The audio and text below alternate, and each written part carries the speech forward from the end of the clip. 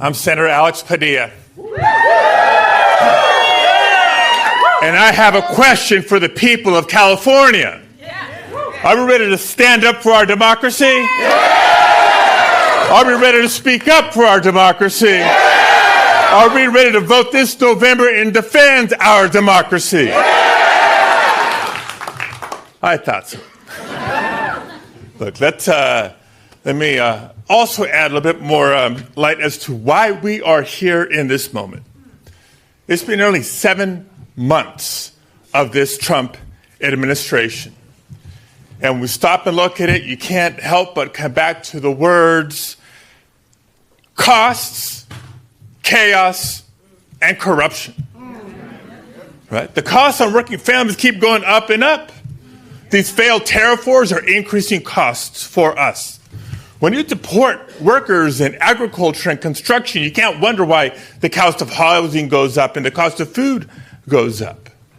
Billionaires are getting their tax breaks, but working families are paying the price. Chaos. It's not just these on-again, off-again tariff wars out of the White House. It's what's happening as communities are terrorized in the city of Los Angeles, throughout the state of California, and beyond. That's right, when masked agents come out of unmarked cars and disappear people, that is intentionally created chaos, violating the Constitution. Not just bad for democracy, it's also bad for the economy. But worst of all is the corruption. And I won't get into the ways that Donald Trump and the whole family is enriching themselves by leveraging this position. We're here to talk about what's happening in Texas and California as it pertains to redistricting. When Donald Trump calls officials in Texas and says, give me 5 more Republican seats, didn't it sound the same as when he called the Secretary of State in Georgia after losing in 2020 and saying, find me 11,000 more votes? It's corruption. He's trying to rig the system. One of the earlier speakers said extraordinary times call for extraordinary measures because we're not living in normal times. In normal times, a political party in power would be proud of their accomplishments, and they'd be running on their record asking for voters to keep them in power. That's not what's happening right now.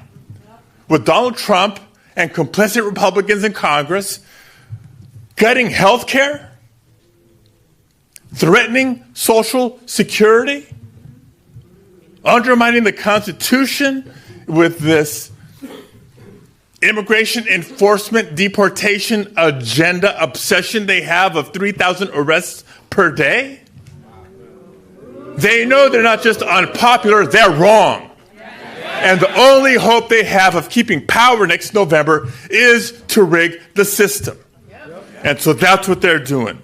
They're rigging the lines, they're rigging the system, they're trying to rig next year's election, and California's not going to stand for it. Senator Alex Padilla urged the people of California to take a stand for democracy by turning out to vote in the upcoming election. He framed the current political climate under the Trump administration as one defined by costs, chaos, and corruption. Padilla argued that living expenses have continued to climb due to failed tariff policies, the deportation of workers in agriculture and construction, and tax breaks for billionaires that leave working families footing the bill.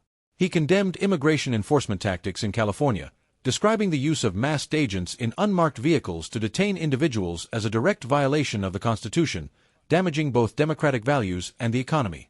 Padilla accused Donald Trump of attempting to manipulate political outcomes, pointing to the push for more Republican seats in Texas through redistricting and drawing parallels to the call made to the Georgia Secretary of State in 2020 asking for additional votes. Labeling these moves as corruption, he asserted they were deliberate efforts to rig the system. He contrasted this behavior with what he considered normal political conduct, where parties in power would campaign on their achievements rather than alter the rules to remain in office. Padilla criticized Republican policies that dismantle health care, threaten Social Security, and pursue a deportation agenda targeting 3,000 arrests a day, claiming these actions reflect both unpopularity and a lack of legitimate appeal. He concluded by declaring that California will not tolerate election manipulation or gerrymandering.